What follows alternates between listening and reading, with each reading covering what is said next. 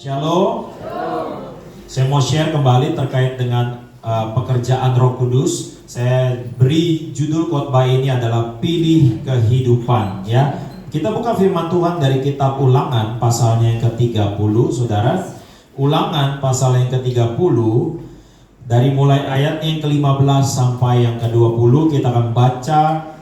Ayat ini berganti-gantian, saya baca yang ganjil, ayat 15, 17 dan seterusnya. Saudara baca yang genap, nanti kita ayat 20 kita baca sama-sama. Ulangan 30, ayat 15 sampai 20 saya baca terlebih dahulu. Ingatlah, aku menghadapkan kepadamu pada hari ini kehidupan dan keberuntungan, kematian dan kecelakaan. Saudara,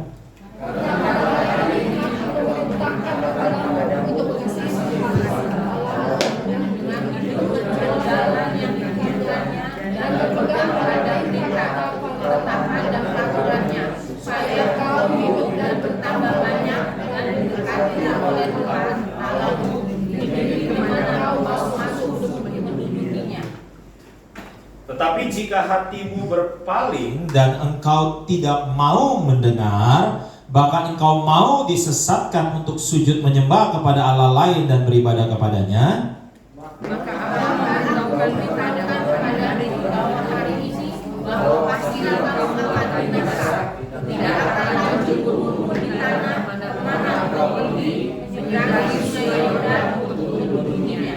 Aku memanggil langit dan bumi menjadi saksi terhadap kamu pada hari ini.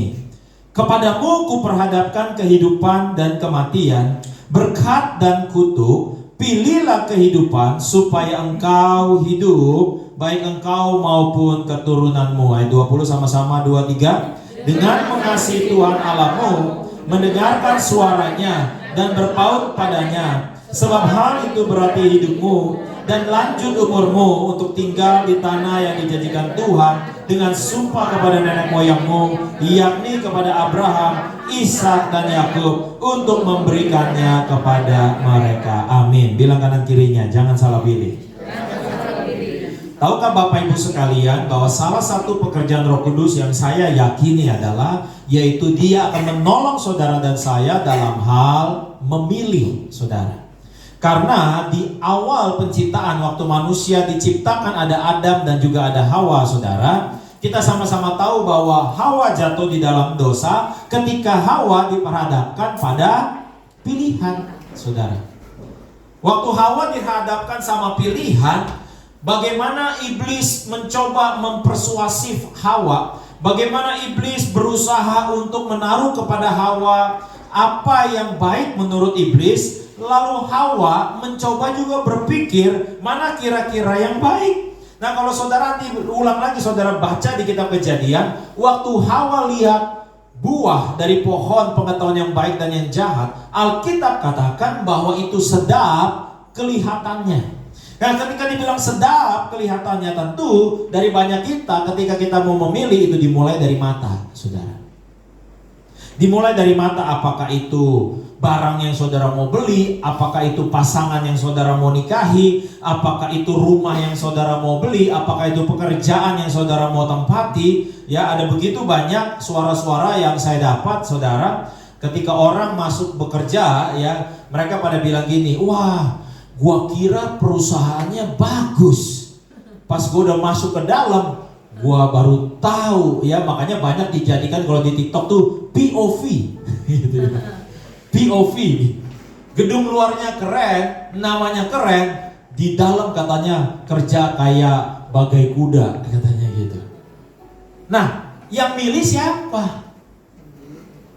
Makanya seringkali saudara pernah gak?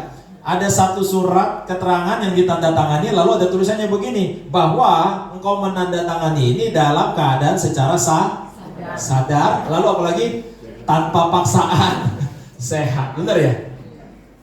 Itu lagi ngomongin apa tuh? Memilih, saudara. Memilih. Nah, pada zaman itu, saudara, Roh Kudus belum ada membantu Adam dan Hawa untuk memilih, saudara. Jadi nggak ada benchmark, nggak ada konsultasi, nggak ada yang namanya nasihat di situ, saudara. Nah makanya dikatakan bahkan julukan Tuhan Yesus di kitab Yesaya pasal ke-9, nanti saudara baca, bahwa salah satu julukan Yesus adalah penasihat yang ajaib. Nah makanya waktu dia mau naik ke sorga kan dia bilang dulu sama murid-muridnya, jangan pergi kemana-mana sampai kamu mendapati janji Bapa, yaitu siapa? Roh Kudus. Kenapa Tuhan Yesus bilang jangan ngapa-ngapain dulu, jangan kemana-mana dulu sebelum tercurah Roh Kudus, sebelum ada Roh Kudus di dalam kehidupanmu? Karena Yesus tahu saudara bahwa Yesus gak mungkin selama-lamanya sama 12 murid.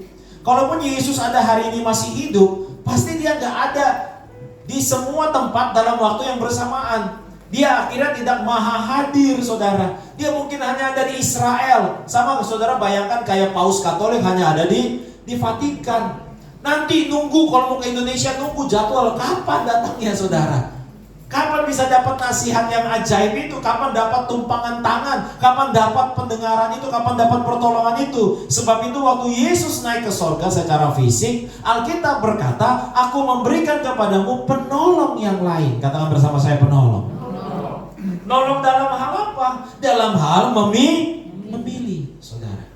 Karena apa yang terjadi sama saudara hari ini itu adalah akibat dari pilihan saudara. Jadi bapak-bapak di sini, Pak, nggak bisa kita ngomong saya salah pilih istri. Nggak bisa. Masalah dalam kekristenan saudara itu tidak menganjurkan yang namanya perceraian. Jadi buat yang belum menikah, makanya dibilang jangan salah pilih. Ibu-ibu juga nggak bisa bilang, waduh saya salah pilih suami, nggak ada supermarket suami, nggak dijual di Grand Laki, saudara. Lalu salah pilih pekerjaan, salah pilih universitas. Banyak juga mahasiswa-mahasiswi bilang, aduh gue salah pilih jurusan nih. Gue salah pilih jurusan nih, habis waktu itu ikut-ikutan kawan semua pada pilih hukum, gue ikut pilih hukum. Pas sudah masuk semester 4, waduh gue salah nih. Nah Roh Kudus ada saudara, karena di dalam hidup saudara ada yang namanya pilihan saudara. Kelihatannya gampang. Kalau saudara kita dulu masih zaman sekolah, saudara lebih suka soal pilihan ganda apa esai? Kalau saya lebih suka esai, kenapa? Kalaupun ada salah-salah saya bisa ngecap saudara. Dan akhirnya yang baca gurunya bingung sendiri, akhirnya daripada dia bingung dia kasih saya aja nilai yang bagus. Tapi kalau pilihan ganda kan A, B, C, D. Saudara salah pilih, salah semua. Benar gak? Karena pilihan ganda A, B, C, D. A apa B, apa C, apa D ya? Waduh gimana nih ya? Tapi kalau esai itu kan bisa relatif. Menurut saudara benar, belum tentu menurut yang lain. Jadi kalau esai saya jawabnya panjang-panjangin saudara. Sampai saya bilang sama guru, Bu minta tambahan kertas. Waduh, kamu jawab panjang amat. Sebetulnya gak tahu juga jawabannya. Tapi yang penting panjang aja udah. Nah karena salah, kalau pilihan ganda sekali salah, selesai saudara. Makanya Yesus katakan apa? Jangan kemana-mana dulu. Nah di zaman perjanjian lama, di ayat yang kita baru saja baca, bangsa Israel jelas-jelas dibilang sama Tuhan, ingat aku menghadapkan kepadamu pada hari ini. Di ayat yang ke-15 dikatakan apa itu? Kehidupan dan apa? Saya pakai bahasa Inggris saja ya. Di sini ada life gitu ya. Lalu di sininya ada death gitu ya, ada death. Nanti kita lihat sama-sama ya turunan-turunannya. Dikatakan di sana pada hari ini kehidupan dan keberuntungan. Jadi ternyata saudara, kehidupan itu saudaranya tuh keberuntungan. Siapa di sini yang mau beruntung dalam hidupnya? Wah, semua kita mau beruntung, nggak mau berugi. Kita nggak mau sial, kita maunya beruntung. Ternyata kalau kita bagi dua bagian saudara, dua kuadran, ya bagian kehidupan itu salah satunya adalah keberuntungan. Satu ketika mantan bos saya telepon saya, wah gila lu ya, sekarang bisnis lu ya udah gini bilang. Terus terakhir dia bilang begini, emang ya orang pinter kalah sama orang hoki. Masalahnya lu banyak hokinya Jun. Hoki itu gak ada lawannya katanya. Orang kerja keras kalah sama orang hoki, orang pintar kalah sama orang hoki. Nah ternyata hoki atau keberuntungan itu ada erat kaitannya sama yang namanya kalau saudara memilih kehidupan. Nah nanti kita belajar apa kehidupan yang dimaksud. Lalu dilanjutkan di kalimat berikutnya, apalagi kematian dan kecelakaan. Ya, di sini saya tulisnya bukan accident gitu ya, saya tulis saja celaka. Celaka tuh satu urutan lah sama sial ya.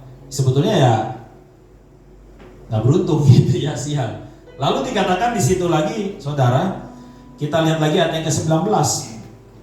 Aku memanggil langit dan bumi menjadi saksi terhadap kamu pada hari ini. Kepadamu kuperhadapkan lagi-lagi apa? Kehidupan dan kematian. Lalu lanjutannya apa lagi? Berkat. Oh, ternyata ada yang namanya di sini masuk lagi di kolom ini. Berkat, saudara.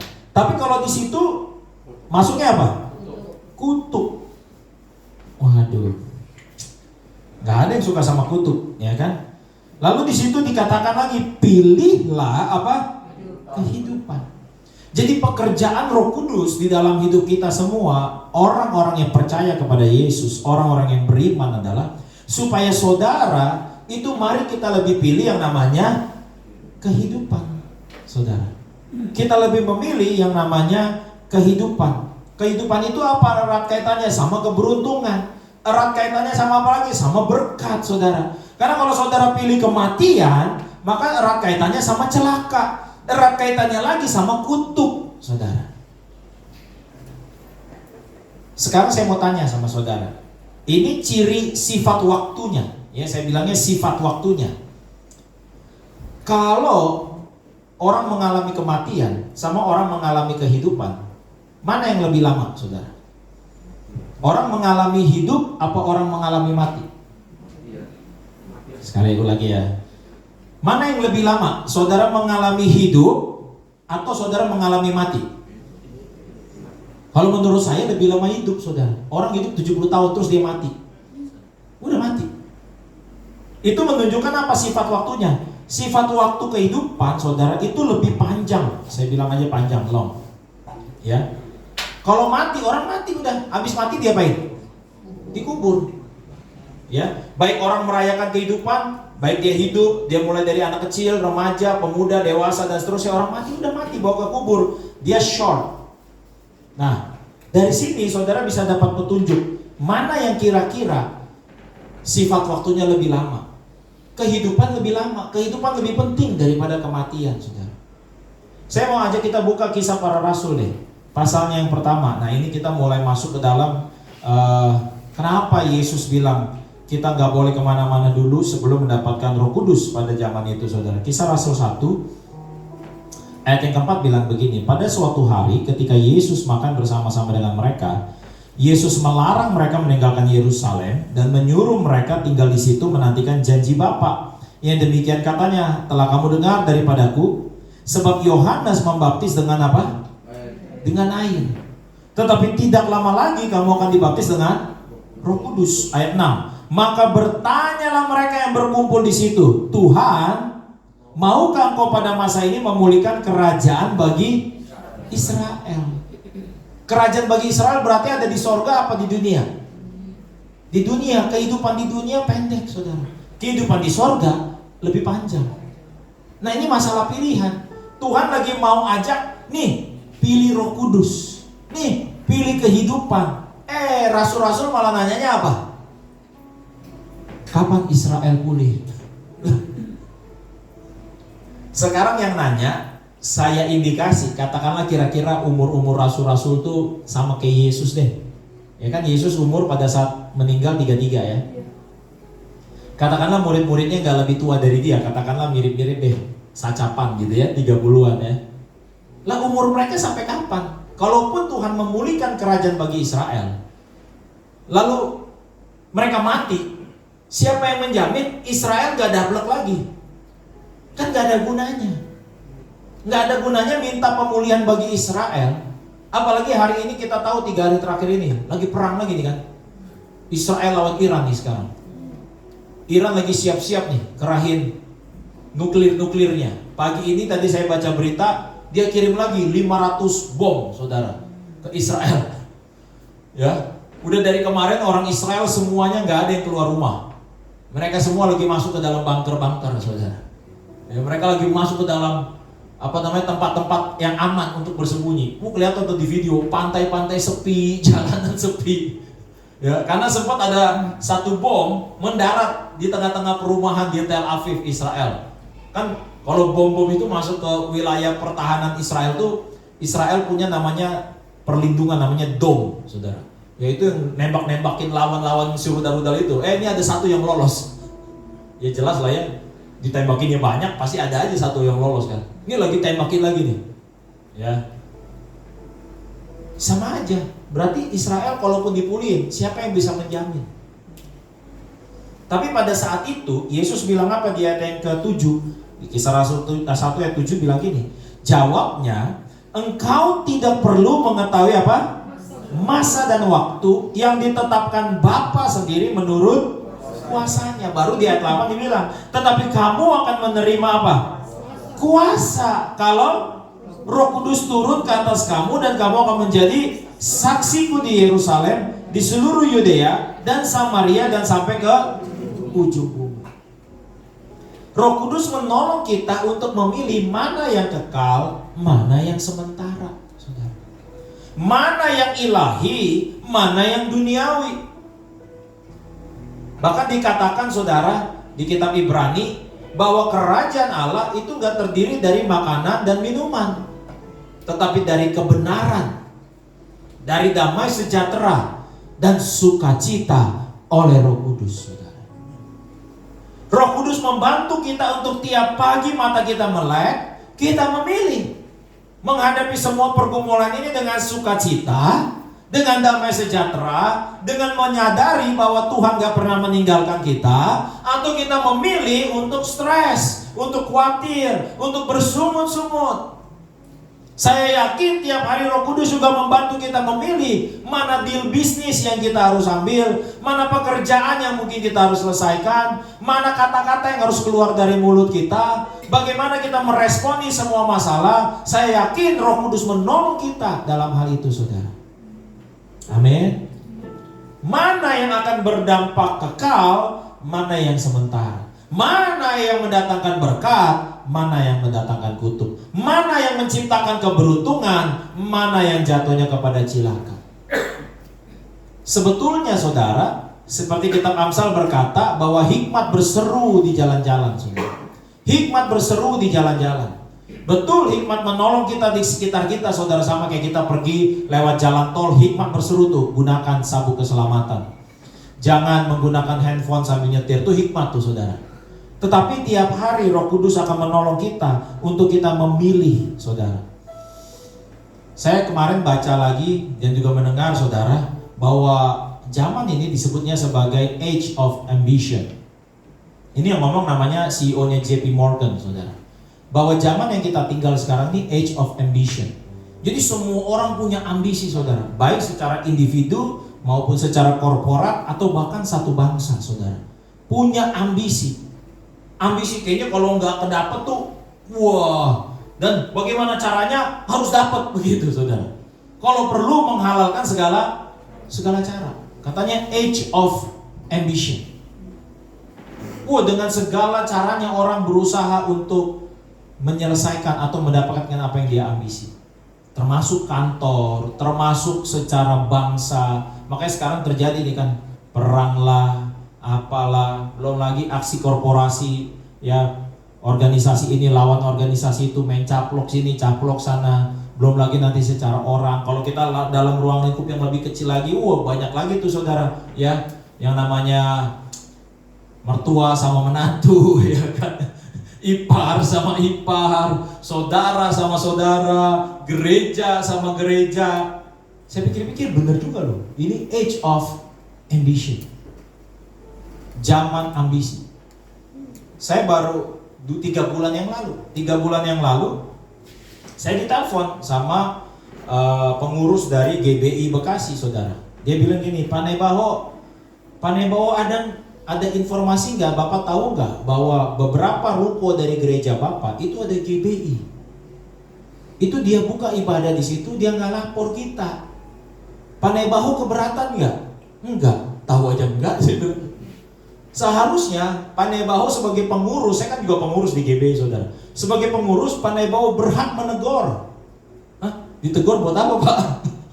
Dia nggak boleh bikin ibadah berdekatan begitu. Jadi kira-kira gereja kayak antara minimarket satu sama minimarket lain tuh harus ada jarak gitu kira-kira saudara. Sebenarnya saya nggak tahu. Saya tanya Pak Erwin kan, emang ada gereja di dekat kita ya? Ada Pak. Waktu itu pendeta tamunya nyasar ke kita. Kalau saudara ingat tempo hari Pak Erwin itu posting pendeta Yeri Patinasarani, itu pendeta terkenal saudara, yang ngurusin biasanya anak-anak narkoba. Jadi pendeta Yeri Patinasarani ini tiba-tiba satu waktu datang ke gereja kita, kira-kira sore gitu ya. Terus masuk ke gereja, terus Pak Erwin kaget.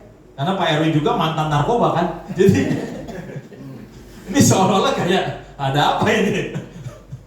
Kayak satu kebetulan yang aneh. Lalu Pak Erwin tanya, ya Pak ada apa Pak? Saya dipanggil ini, diundang khotbah gitu. Oh, ibadah kita udah selesai, ibadah kita cuma pagi. Langsung, oh berarti saya salah gereja. Nah gerejanya sebelah saudara. Saudara kalau tahu gedung Ray White, ini arah ke AW kan ada Ray White. Nah itu ada gereja saudara di atasnya.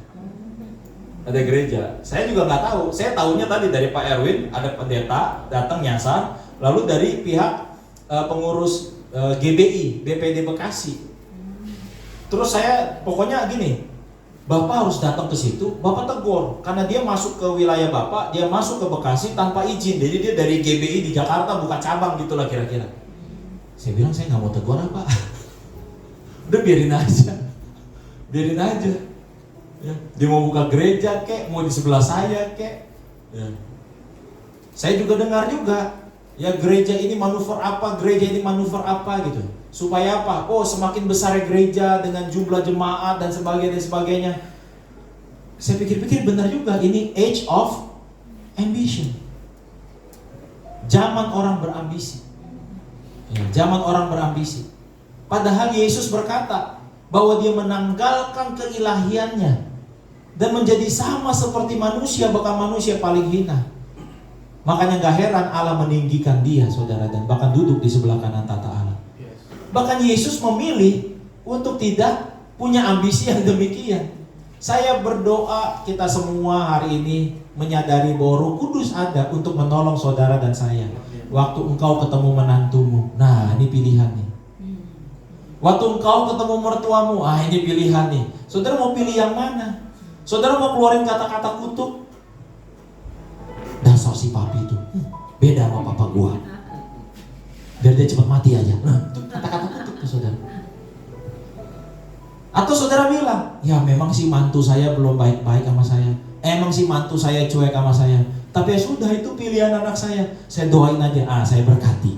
Nah ini saudara dituntun Roh Kudus nih untuk memilih. Saudara di tengah kemacetan, saudara milih. Saudara mau keluarin kata-kata berkat atau kata-kata kutuk? Saya yakin Roh Kudus ada menolong saudara dan saya untuk memilih. Waktu saudara memilih berkat, waktu saudara memilih kehidupan, saya yakin pasti potensi saudara untuk beruntung makin besar saudara. Potensi untuk saudara diberkati, saudara makin besar. Satu ketika di kejadian di Eropa saudara, ada sebuah panti asuhan yang dipimpin oleh seorang yang namanya George Muller saudara. George Muller di tahun 1850 saudara. Ya, mereka itu dididik di dalam panti asuhan yang mempercayai bahwa Allah adalah Allah yang memelihara, bahwa Allah adalah Allah yang maha kuasa. Satu ketika saudara, habis roti dan susu saudara. Roti dan susu gak ada. Tapi besok paginya si pemimpin panti asuhan ini tetap meminta semua 300 anak panti asuhan, baik laki-laki maupun perempuan, untuk mereka duduk di meja makan mereka masing-masing. Masing-masing mereka tetap duduk seolah-olah ada makanan. Di depan mereka ada piring, ada cangkir tapi kosong saudara. Lalu George Muller mengajak semua anak-anak, mari pagi ini kita mengucap syukur seperti biasa. Karena kita mengucap syukur kepada Allah yang sanggup menyediakan. Namanya juga anak-anak saudara. Ya diikutin aja ya kan. Diikutin aja saudara. Mereka berdoa, Tuhan terima kasih buat makanan yang kau berikan, buat minuman yang kau berikan, buat rezeki yang kau berikan. Padahal di depan mata mereka piringnya kosong, cangkirnya kosong saudara. Sesudah mereka berdoa di dalam nama Yesus amin, pintu panti asuhannya ada yang ketok saudara. Pada saat ketok saudara, dibuka pintu, ada seorang pengusaha berkata, saya bikin roti Harusnya dikirim ke satu tempat, tapi nggak jadi. Kamu butuh roti nggak? Hah, butuh. Rotinya saudara langsung ditaruh di tiap piring. 300 anak, bahkan berlebih rotinya saudara. Baru roti lagi ditaruh di piring-piring saudara. Nggak lama ada suara kereta yang rodanya patah saudara. Nah ini kereta ini, itu bawa berjerigen-jerigen susu saudara. Dan si yang punya kereta bilang, ini nggak mungkin saya bisa antar tepat waktu, dan akhirnya di susunya basi. Kamu butuh susu nggak? Bukankah dia Allah yang menyediakan saudara?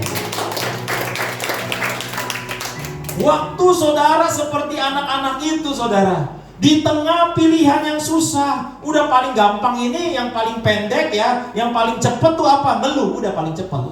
Sungut-sungut tuh paling cepat, sebel paling cepat, marah paling cepat, atau saudara lebih memilih Roh Kudus berbisik sama saudara, bersyukur, ucap syukur, ucapkan berkat,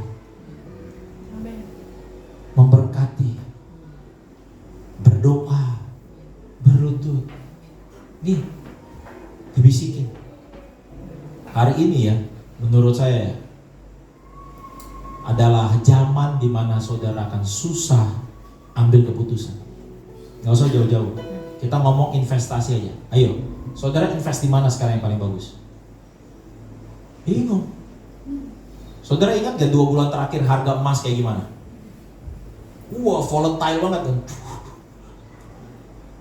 Beli sekarang, besok hancur. Aduh, mati gue, salah gue. Mau exit telat. Bingung lah mau pilih. Bingung mau pilih. Saya waktu khotbah di Bogor, gembala yang di Bogor bilang, Pak Jun kan jual mobil listrik nih. Saya belum beli nih mobil listrik, kenapa? Bingung, udah kayak handphone. Yang ini launching, 2 bulan kemudian ada yang lebih bagus lagi, ada yang lebih bagus lagi. Bingung memilih. Kalau menurut saya ini era dimana kita tuh bingung milih. Oh ini bagus nih, pekerjaan di sini bagus nih. Nggak tahu diganti robot. Sekarang lagi banyak pekerjaan-pekerjaan saudara, ya lagi mau di take over sama robot. Orang dulu bilang ambil jurusan kuliah tuh teknik informatika. Wah, semua ke TI ya kan, teknik informatika. Wah, pas lulus nganggur. Kenapa? Udah ada AI. Udah nggak perlu AI. Partner bisnis saya bilang, bro, kayaknya kita nanti nggak perlu nih accounting manager. Jadi kita bisa hemat nih. Kita cek kan gaji accounting manajernya. Wah, gajinya lumayan nih. Kalau kita cut nih, wah, lumayan efisiensi. Saya bilang, kenapa lu bisa bilang gitu? Di sini-sini. Dia kasih lihat saya AI accounting. Jadi kita cuma masukin data Excel gitu ya, terus kita perintahin, tolong bikin jurnal, bikin balance sheet, bikin ini, bikin itu, langsung hitungan detik saudara, jadi. Gila saya bilang. Akurat kan tuh saya bilang, akurat. Gue bikin sendiri nih, gue bikin sendiri yang manual, ini AI yang bikin, akurat. Gila saya bilang. Terus apalagi yang bisa di AI-in? Banyak bro. Cuman jualan aja nggak bisa di AI-in. skill bagaimana yakinin orang. Wah, saya pikir-pikir ya, kok bisa sampai begini? Coba, dulu orang bilang lagi apa? Kalau jurusan yang cepat dapat kerja tuh DKV. Tahu DKV gak? Desain komunikasi visual. Tuh yang gambar-gambar saudara. Ya. Sekarang ada gak AI-nya? Banyak. Sekarang nih, semua logo perusahaan saya aja, kan saya kalau tiap kali bikin PT, sekarang saya ada 4 PT saudara jadinya, banyak banget.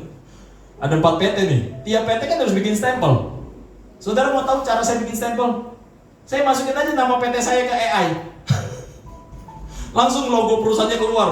Pilihannya berapa? 10.000. Saya sampai milih logonya bingung, yang mana ya? Banyak banget. PT saya tuh namanya semuanya julukannya SMA, saudara. Surya Mobil Abadi, Surya Mobility Auto, Surya Mobilindo Auto, Surya Mobility Manufaktur. Ada satu lagi Surya Mobil Auto apa gitu. Waduh, orang akunting saya sampai pusing. Ini kebanyakan nih semuanya julukannya SMA lagi. Sampai tanya, Pak Jun kenapa sih semuanya julukannya SMA? Iya, soalnya masa paling indah masa SMA saya bilang.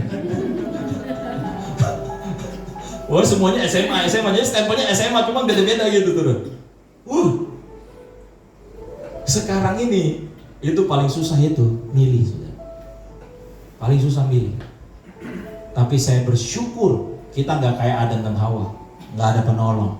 Hari ini kita punya penolong namanya Roh Kudus saudara, yang nolong saudara buat milih A apa B nih. Kan ada istilah gini, gua kira kawan, nggak taunya lawan. Di apa di Isaya apa tuh? Serigala berbulu domba. Kelihatannya domba.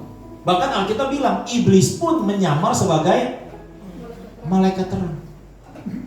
Urusan nyamar, emang Israel paling jago kan? Kan baru dibocorin tuh video. Kenapa Iran bisa diserang sama Israel? Sebetulnya Iran punya pertahanan udara kayak Israel, tapi kok hancur semuanya. Dan tempat-tempat yang dihancurin itu benar-benar saudara tepat sasaran saudara. Tepat sasaran mana yang dituju. Makanya 3 jenderal terhebat Iran itu mati semua. Tahu kenapa saudara? Ada 2 penyusup dari Israel yang udah nyusup Iran dari 3 tahun yang lalu saudara. Gila ya. Ada 2 agen Mossad. Mossad tuh kan kayak CIA-nya kan, kayak 007-nya lah, James Bond-nya. Ada videonya tuh. 2 agen Mossad itu masuk ke ruangan ini, ke sini gitu. Melumpuhkan pertahanan Israel, pertahanan Iran, terus naruh bom di sini. Gila saudara. Udah nyamar dari 3 tahun yang lalu, kagak ketahuan. Ini kalau ada di antara saudara agen Mossad ngaku sekarang ya. Gila ya saudara. Kita nggak tahu iblis nyamar kayak gimana nih. Kira-kira agen Mossad sama iblis kalau nyamar jagoan siapa? Ya pasti jagoan iblis. Dia udah ada dari 2000 tahun yang lalu. Engkong kita, opak kita, opung kita yang namanya Hawa aja ditipu saudara. Apalagi saudara, itu Adam dan Hawa loh yang paling jago loh. Semua ikan dia namain, semua hewan dia namain. Kita sebut nama 5 nama ikan aja belum tentu tahu. Itu saking pinternya si nenek moyang kita ada ketipu saudara. Apalagi kita gampang ketipu saudara. Apa yang kita lihat belum tentu sepenuhnya benar. Baik itu kecelakaan, malapetaka, kita nggak pernah tahu saudara. Sama pernah Elia juga ngeluh sama Tuhan. Saya sisanya, satu-satunya sisa nabi yang menyembah Tuhan. Tuhan bilang apa? Kamu nggak tahu? Saya nyembunyiin 7.000 nabi.